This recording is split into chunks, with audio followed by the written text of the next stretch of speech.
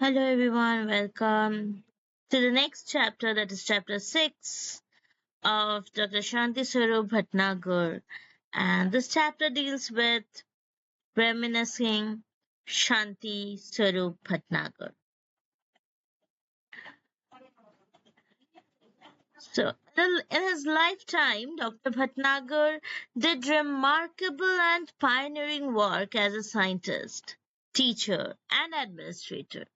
He also worked with eminent personalities and won accolades from them.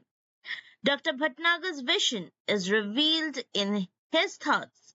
His noteworthy contributions are encapsulated in the words of his teachers, peers, leaders, and the scientific community, both from within and outside the country. His own words reflect his character and visionary outlook. His never give up attitude helped him pave his path. He had a clear vision about the role of students, science, and the symbiotic ties between academia and industry. All these attributes are clearly reflected in his thoughts. A man of will and determination. As a young boy, my classmates used to tease me for being a daydreamer. I used to think of great things which science could do for India and the part I myself should play in it with the rest of my friends. The improbabilities of my dream coming true used to be the principal subject of jokes when I was a student. If I had not possessed a sense of humor and had taken those jets seriously, I should have been a physical wreck. But God be thanked, I have survived to see some of my dreams fulfilled. Failures have been many and success rather few, but with an inborn optimism and faith in my country's future, I pursue on. As a visionary, science has no future in India unless our agriculture and our industries are full developed. More food and more health are dependent upon these factors. Scientific and industrial research thrives best when it is applied to material benefit to humankind and to existing industries and agricultural enterprises. This is by in his presidential address to the Indian Science Congress at Nagpur 1945. In his address on the occasion of the opening of the NCL on January 3, 1950, he said, one of the most important functions of the NCL will be to bridge the gulf between science and its application. It will be linked between the universities and other scientific institutes in the country and industry.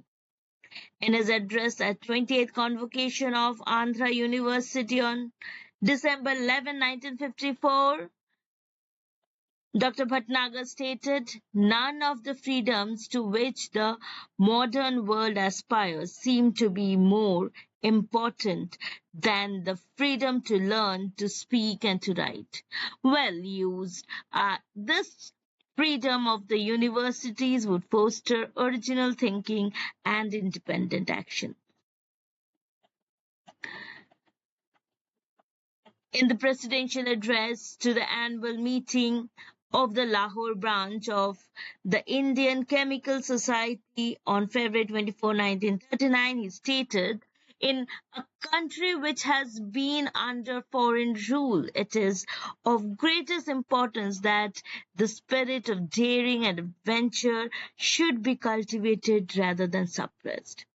I am all for the development of research associations, but the universities should not and cannot be divorced from industrial research activities. Science and industry go hand in hand, and any attempt to divorce them will lead to an unsatisfactory and unhappy state of affairs. Patriotic zeal with scientific fervor. When he was asked by the Viceroy Lord Linlithgow to take up the post of scientific advisor and director, scientific and industrial research in 1940, Dr. Bhatnagar was hesitant to leave the Punjab University. Later, he was convinced, and the following lines show in his nationalism. In his address to the opening ceremony of National Chemical Laboratory on January 3, 1950, he stated, he, Sir Ramaswamy Mudaliar, assured me that this temporary activity might ultimately result in the big development for scientific research and in this country. His statement convinced me that I must leave the university for a larger field to help in the building up India's scientific research, training her young scientists and inspiring her young men to take up research as a career, not for monetary gain, but for the sake of research itself. Fellow of Royal Society FRS, the honors, Sir Dunan, his research guide, he stated, all the luck and happiness to the new FRS. So far as I knew, you are the first Indian scientist to be elected. Needless to say, I am very proud that this honor and a well-deserved one comes to my old friend and former research student SSP. The Royal Society of London is the oldest and most exclusive scientific society in Great Britain and one of the oldest in Europe. The society is of very great importance in the world of science, and to be elected a Fellow of Royal Society is an honor of the highest degree. Newton was elected Fellow of Royal Society in 1671, and 1708 he became the President of Royal Society. If India is shining today, it's because of its science and technology strength, the foundations for which were laid by bureaucrats like Ramaswamy Mudaliar, scientists like Bhatnagar, and political leaders like Pandit Nehru, who were committed to protecting national interest in their own spheres of activity, and saw in science and technology the instrument needed for social transformation. This is stated by Nitya Anand, former director, CDRI, Central Drug Research Institute, a CSIR laboratory. On publishing a book, Dr. Bhatnagar wrote the book Physical Principles and Application of Magnetochemistry along with K.N. Mathur. The book was published by Macmillan Publishers in 1935. P.C. Ray wrote about the book. On turning over the pages of Nature, my eyes chanced upon an advertisement of Macmillan in which I find your book at last advertised. That the book is of high standard and is indicated by the most excellent review in current science by Professor Stoner, who is competent to judge. As far as I know, Meghnad is only textbook in physical science which has been adapted by foreign universities, and it gladdened my heart that another work in physical science is likely to occupy my great consolation is that you in chemistry are raising the reputation abroad of Indian workers. C.V. Raman wrote, I especially admire your energy and perseverance in having produced such a book in spite of your other important scientific and practical activities. Your name now stands as one of the few Indians who have written scientific books claiming the respect and attention of serious workers in every country. Shanti Swarup Bhatnagar's research in the area of emulsions have been described in the two books written by William Clayton, Emulsion and Emulsification, and Emulsions and Their Technical Treatment. The Magnanimous Man.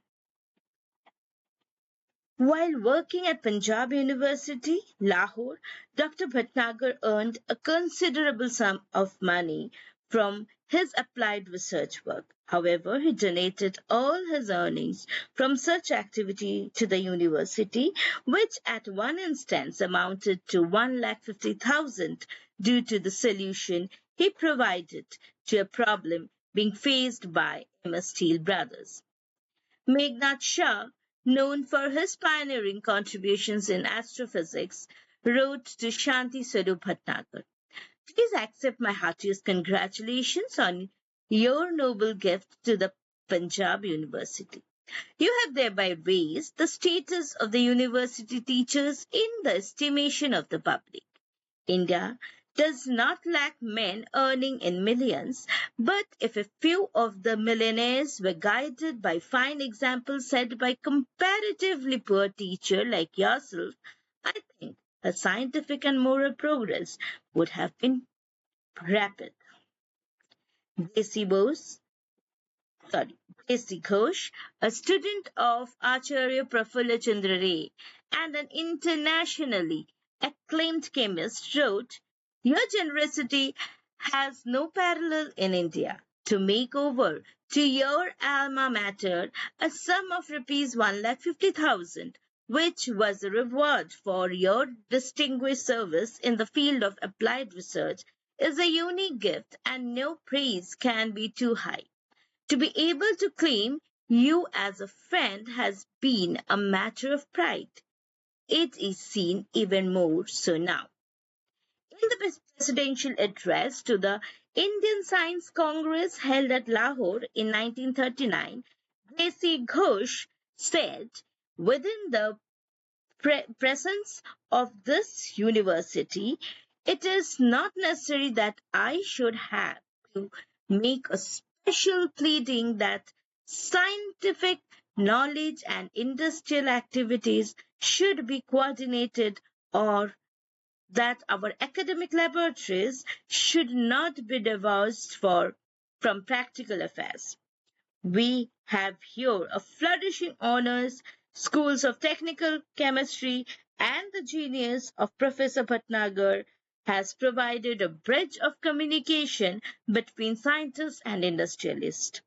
Nowhere in the beneficially effect of contact between universities and industry between exemplified than in the program of research and oil technology now carried out under the supervision of Professor Bhatnagar with the aid of funds provided by Mercer's Steel Brothers.